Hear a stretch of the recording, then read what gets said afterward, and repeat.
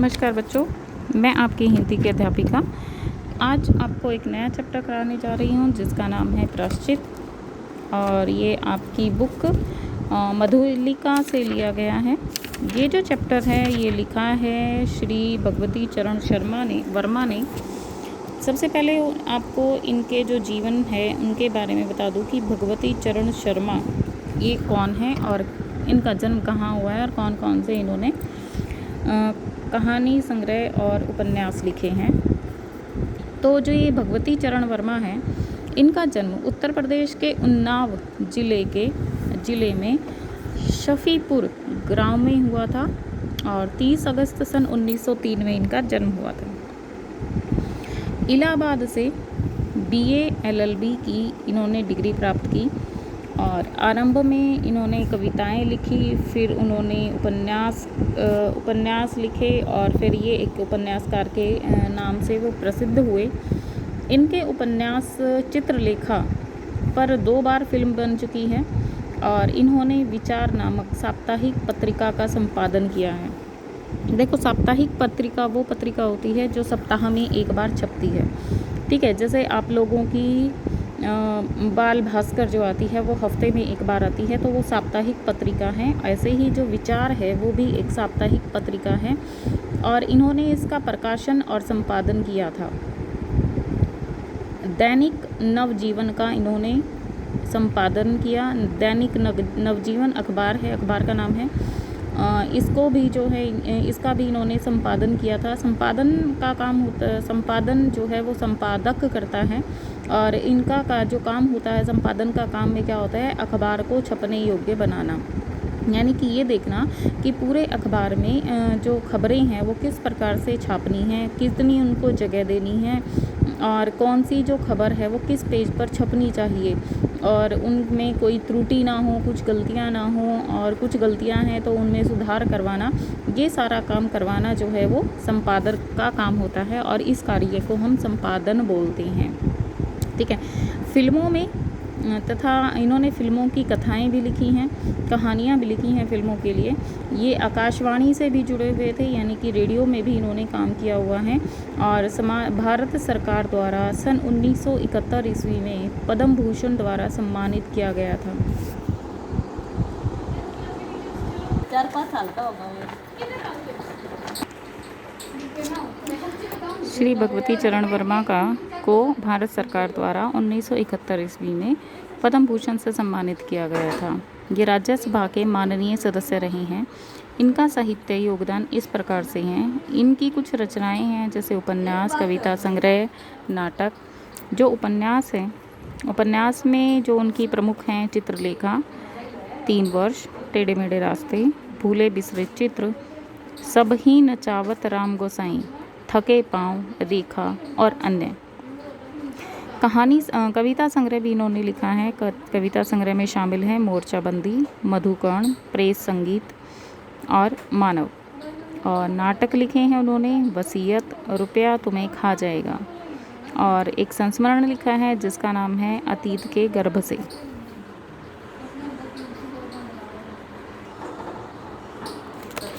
ये जो पाठ है प्रायश्चित, ये एक प्रकार से अंधविश्वासों पर कटाक्ष किया गया है यहाँ पर इस पाठ में और जन चेतना जगाने का यहाँ पर प्रयास किया गया है ताकि लोग अंधविश्वासों पर विश्वास ना करें और वास्तविकता को जानें। ये जो पाठ है इसमें एक बिल्ली की हत्या पर कुंभी पाक नरक का भय दिखाकर भोले भाले लोगों को दान धर्म पर लूटने वाले पंडित परम सुख हाथ मलते रह जाते हैं। ये जो बिल्ली की हत्या जो हुई थी उस पर जो है कुंभी पाक नरक, यानी कि एक तरह का पाप मिलता है और जो पाप है उस पाप के निवारण के लिए हमें जो कुंभी पाक नरक है वो भोगना पड़ता है अगर बिल्ली की हत्या कर दी जाए। तो हमारे यहाँ पर भी जो मान्यता ये है कि अगर किसी बाई चांस किसी बिल्ली की हत्या हो जाती है तो हमें सोने की बिल्ली किसी को दान करनी पड़ती है, ठीक है। तो इस तरह से जो है उस पाप का निवारण हो जाता है। तो इसी प्रकार यहाँ पर जो अंधविश्वास लोगों के मन में भरा हुआ है उसको दूर करने का प्रयास किया है और इस पाठ में भी ये बताया है कि जो पाप का निवारण करने के लिए जो दान धर्म किए जाते हैं, उसको जो लूटने वाला जो पंडित है परम सुख, वो अपने हाथ मलते रह जाते हैं। जबकि और ये ऐसा तब होता है जब बिल्ली जो है बेहोश हो जाती है और उसके निवार लोग ये समझते हैं कि वो मर गई, और पंडित जो है उसको अनेक दान धर्म करने के लिए बोलता है। और उसके बाद जो है जब थोड़ी देर के बाद बिल्ली को होश आता है और वो उठकर भाग जाती है, तो पंडित जो है वो हाथ मलते रह जाते हैं। और प्रायश्चित कहानी के माध्यम से जो कहानीकार हैं, उन्होंने ये समझाने का एक सफल प्रयास किया है कि अंधविश्वासों की गिरफ्त में फंसे लोग जो हैं वो पंडित परम सुख जैसे लोभी और ढोंगी व्यक्तियों के शिकार होते हैं। उनकी जागृति से ही धर्म कर्म के नाम पर लूटने वालों को पर नकेल कसी जा सकती है। चलिए तो करते हैं पाठ की शुरुआत। अगर कबरी बिल्ली, बिल्ली का नाम रखा हुआ है यहाँ पर कबरी। अगर कबरी बिल्ली घर भर में किसी से प्रेम करती थी तो रामू की बहू से। अगर रामू की बहू घर भर में किसी से घृणा करती थी तो कबरी बिल्ली से। यानी कि दोनों के आपस बीच में 36 का आंकड़ा था। 36 का तो नहीं कह सकते, लेकिन बिल्ली जो है उसको प्रेम करती थी, लेकिन वो जो रामू की बहू है वो बिल्ली से प्रेम नहीं करती थी। रामू की बहू 2 महीने हुए मायके से प्रथम बार ससुराल आई थी। पति की प्यारी और सास की दुलारी 14 वर्ष की बालिका, यानी कि जो ये जो रामू की बहू है वो उसकी उम्र जो है वो 14 साल की है। भयंकर घर की चाबी उसकी करघनी में लटकने लगी। करघनी होता है कमर, ठीक है। कमर की जो तगड़ी होती है या कमर बंद होता है उसको बोलते हैं करघनी, और उसमें लटकी हुई थी। नौकरों पर उसका हुक्म चलने लगा और रामू की बहू घर में सब कुछ, यानी कि घर का जो राजपाट है वो सारा रामू की बहू को दिया गया था। सास ने माला जी और पूजा पाठ में मन लगाया। माला ली और पूजा पाठ में मन लगाया।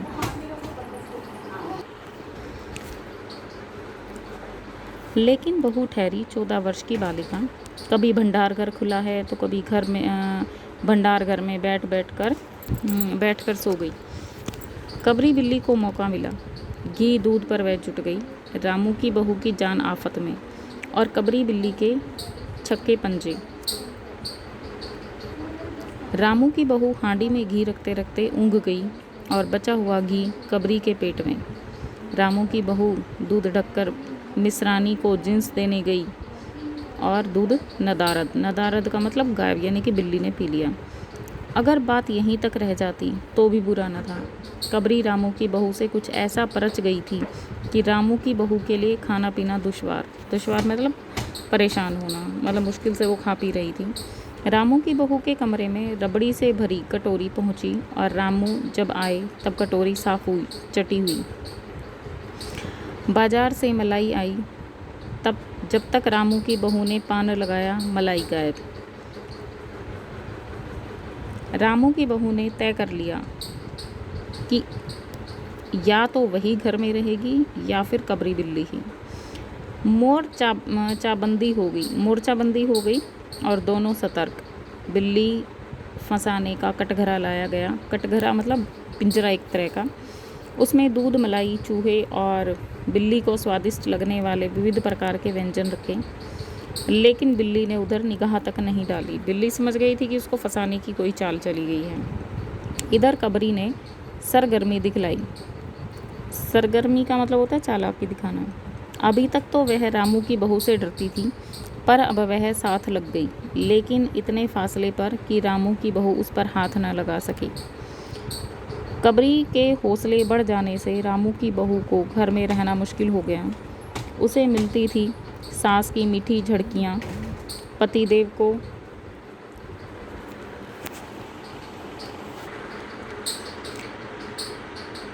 को मिलता था रूखा सूखा भोजन। एक दिन रामू की बहू ने रामू के लिए खीर बनाई। पिस्ता, बादाम, मखाने, सब तरह के मेवे दूध में ओटाए गए। ओटाने का मतलब होता है डालना। चांदी का वर्क चिपकाया गया और खीर से भरकर कटोरा कमरे के एक ऐसे ऊंचे ताक पर रखा गया जहां पर बिल्ली ना पहुंच सके। रामू की बहू इसके बाद पान लगाने लगी। उधर बिल्ली कमरे में आई ताक के नीचे खड़े होकर उसने ऊपर कटोरे की ओर देखा। सूंघा, माल अच्छा है। ताक की ऊंचाई अंदाजी। रामू की बहू पान लगा रही थी। पान लगाकर रामू की बहू सास को पान देने चली गई और कबरी ने छलांग मारी। पंजा कटोरे में लगा और कटोरा झनझनाट के साथ की आवाज़ से फर्श पर गिरा। आवाज़ रामू की बहू के कान में पहुंची। सास के सामने पान फेंक कर दौड़ी। क्या देखती है कि फूल का कटोरा, टुकड़े टुकड़े, खीर फर्श पर, बिल्ली डटकर खीर उड़ा रही थी। रामू की बहू को देखते ही कबरी चंपत का मतलब भाग जाना। रामू की बहू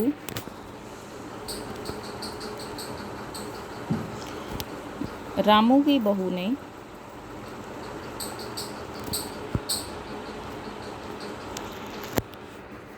रामू की बहू पर खून सवार हो गया।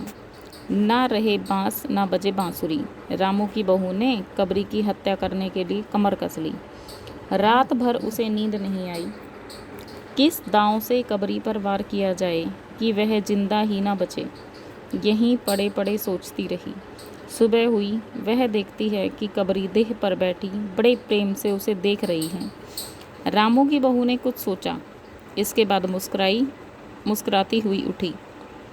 कबरी रामू की बहू के उठते ही खिसक गई। रामू की बहू एक कटोरा दूध कमरे के दरवाजे की देहरी पर रखकर चली गई। हाथ में पाटा लेकर वह लौटती ही दिखी कि कबरी दूध पर जुटी हुई है। मौका हाथ में आया, सारा बल लगाकर पाटा उसने बिल्ली पर पटक दिया। कबरी हिली न डुली, न चीखी न चिल्लाई, बस एकदम उलट गई। आवाज़ तो हुई, जो मेहरी झाड़ू छोड़कर, मिसरानी रसोई छोड़कर और सास पूजा छोड़कर घटनास्थल पर उपस्थित हो गई। रामू की बहू सिर झुकाए अपराधिनी सी की भांति खड़ी है। मेहरी बोली, अरे राम, बिल्ली तो मर गई। माँ जी, बिल्ली की हत्या बहू से हो गई, यह तो बुरा हुआ।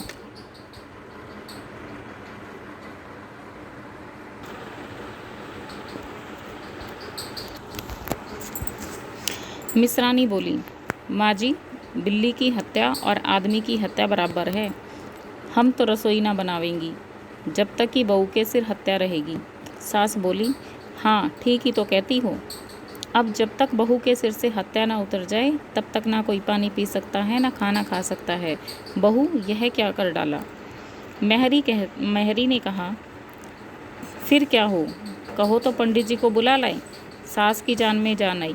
अरे हाँ, जल्दी से दौड़ के पंडित को बुला ला। बिल्ली की हत्या की खबर बिजली की तरह पड़ोस में फैल गई। पड़ोस की औरतों का रामू के घर में तांता बंध गया। चारों तरफ से प्रश्नों की बौछार और रामू की बहू सिर झुकाए बैठी। पंडित परम सुख को जब यह खबर मिली, उस समय वे पूजा कर रहे थे। खबर पाते ही वे उठ पड़े।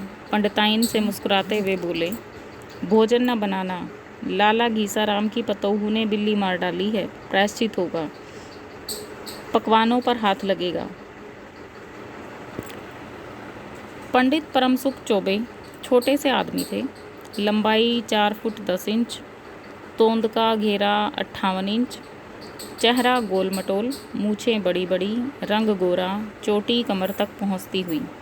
कहा जाता है कि मथुरा में जब यह पंसेरी खुराक वाले पंडितों को ढूंढा जाता है तो पंडित परम सुख को उस लिस्ट में प्रथम स्थान दिखाया जाता है। पंडित परम सुख पहुँचे तो कोरम पूरा हुआ। पंचायत बैठी। सास जी, मिसरानी जी, किस्नू की माँ, छन्नू की दादी, पंडित परम सुख,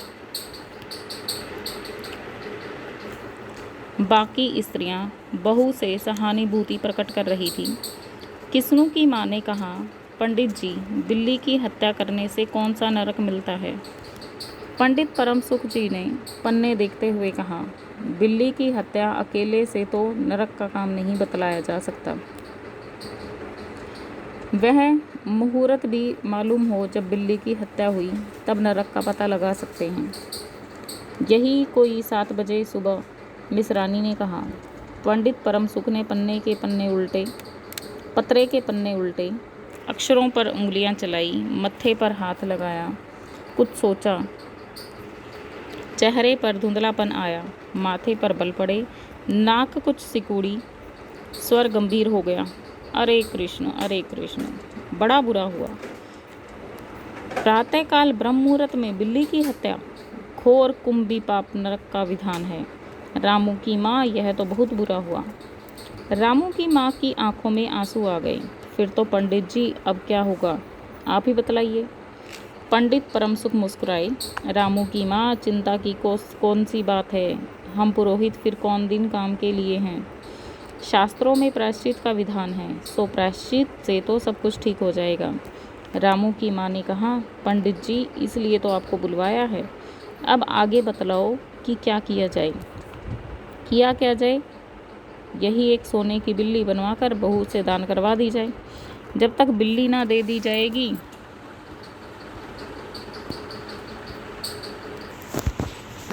जब तक तो घर अपवित्र रहेगा। बिल्ली दान देने के बाद 21 दिन का पाठ हो जाए। छन्नू की दादी, हाँ और क्या, पंडित जी ठीक ही तो कहते हैं। बिल्ली अभी दान ही दे दी जाए और पाठ फिर हो जाए। रामू की माँ ने कहा, तो पंडित जी कितने तोले की बिल्ली बनवाई जाए? पंडित परमसुख मुस्कुराए। अपनी तोंद पर हाथ फेरते हुए उन्होंने कहा, बिल्ली कितने तोले की बनवाई जाए? अरे रामू की माँ, शास्त्रों में तो लिखा है कि बिल्ली के वजन के बराबर सोने की बनवाई जाए। लेकिन अब कलयुग आ गया है, धर्म कर्म का नाश हो गया है, श्रद्धा नहीं रही। सो रामू की माँ, दिल्ली के तोले भर की बिल्ली तो क्या बनेगी, क्योंकि बिल्ली 20-21 शेर से कम क्या होगी। हाँ, कम से कम 21 तोले की बनवा दीजिए। 21 तोले की बिल्ली बनवा के दान करवा दो। आगे तो आपकी श्रद्धा है। रामू की माँ ने आंखें फाड़कर पंडित सुखराम से कहा, अरे बाप रे, 21 तोला सोना! पंडित जी, यह तो बहुत है। तोले भर की बिल्ली से काम ना निकलेगा। पंडित परमसुख हंस पड़े।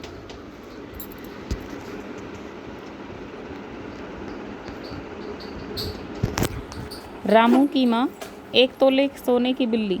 अरे रुपए का लोभ बहू से बढ़कर हो गया। बहू के सिर बड़ा पाप है, इसमें इतना लोभ ठीक नहीं। मोल तोल हुआ और मामला 11 तोले की बिल्ली पर तय हो गया। ठीक इसके बाद पूजा पाठ की बात आई। पंडित परमसुख ने कहा, उसमें क्या मुश्किल है, हम लोग किस दिन के लिए हैं। रामू की माँ, मैं पाठ कर दिया करूँगा, पूजा की सामग्री आप मेरे घर भिजवा देना। पूजा का सामान कितना लगेगा? अरे कम से कम सामान में हम पूजा कर देंगे। दान के लिए अभी करीब 10 मन गेहूँ, 1 मन चावल, 1 मन दाल, मन भर तिल, 5 मन जौ, 5 मन चने, 4 पसेरी घी, मन भर नमक भी लगेगा। बस इतने से काम चल जाएगा। अरे बाप रे, इतना सामान! पंडित जी, इसमें तो 150 रुपये खर्च हो जाएंगे। रामू की माँ ने रुआसा होकर कहा, फिर इससे कम में तो काम नहीं चलेगा। बिल्ली की हत्या का इतना बड़ा पाप है। रामू की माँ, खर्च तो देखते वक्त पहले बहू के पाप को देख लो। यह तो प्रायश्चित है, कोई हंसी खेल थोड़ी ही है। और जैसी जिसकी मर्यादा, प्रायश्चित में उसे वैसा खर्च भी करना पड़ेगा। आप लोग कोई ऐसे वैसे थोड़े हैं, और 100-150 रुपया खर्च आप लोगों के हाथ का मैल है। पंडित परमसुख की बात से पंच प्रभावित करते हुए किस्नू की माँ ने कहा, पंडित जी ठीक तो क्या कहते हैं, बिल्ली की हत्या कोई ऐसा वैसा पाप तो है नहीं। बड़े पाप के लिए बड़ा खर्च भी चाहिए। छन्नू की माँ ने कहा, और नहीं तो क्या, दान पुण्य से ही पाप कटते हैं, दान पुण्य में किफ़ायत ठीक नहीं। मिसरानी ने कहा, जी फिर माँ जी, आप लोग बड़े आदमी ठहरे, इतना खर्च कौन आप लोगों की अखरेगा। रामू की माँ ने अपने चारों ओर देखा। तभी पंडित जी के साथ पंडित परमसुख मुस्कुरा रहे थे। उन्होंने कहा, रामू की माँ, एक तरफ तो बहू के लिए कुंभी पाक न रखे और दूसरी तरफ तुम्हारे जिम्मे थोड़ा सा खर्च, सो उससे मुंह न मोड़ो। एक ठंडी सांस लेते हुए रामू की माँ ने कहा, अब तो जो नाच नाचाओगे नाचना ही पड़ेगा। पंडित परमसुख बिगड़ कर बोले, रामू की माँ, यह तो खुशी की बात है, अब तुम्हें यह अखरता है तो ना करो, मैं चला। इतना कहकर पंडित जी ने पोथी पत्रा बटोरा। अरे पंडित जी, रामू की माँ को कुछ नहीं अखरता, बेचारी को कितना दुख है, बिगड़ो मत। मिसरानी, चुन्नू की दादी और किस्नू की माँ ने एक स्वर में कहा। रामू की माँ ने पंडित जी के पैर पकड़े और पंडित जी ने अब जमकर आसन जमाया। और क्या हो, 21 दिन के पाठ के 21 रुपये और 21 दिन तक दोनों बखत 5-5 ब्राह्मणों को भोजन करवाना पड़ेगा। कुछ रुककर पंडित जी ने कहा, सो इनकी चिंता ना करो, अकेले दोनों समय भोजन कर लूँगा और मेरे अकेले भोजन करने से 5 ब्राह्मणों के भोजन का फल मिल जाएगा। यह तो पंडित जी ठीक कहते हैं, पंडित जी की तोन तो देखो। मिसरानी ने मुस्कुराते हुए पंडित पर व्यंग्य किया। अच्छा, तो फिर प्रायश्चित का प्रबंध करवाओ।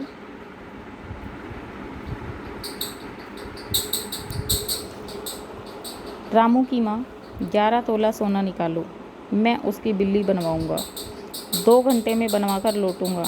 तब तक सब पूजा पाठ का प्रबंध रखो और देखो पूजा के लिए। पंडित जी की बात तो अभी ख़त्म भी नहीं हुई थी कि मेहरी हाँफती हुई कमरे में घुस आई और सब लोग चौंक पड़ा। रामू की माँ ने घबराकर कहा, अरे क्या हुआ री? मेहरी ने लड़खड़ाते हुए स्वर में कहा, माँ जी, बिल्ली तो उठकर भाग गई।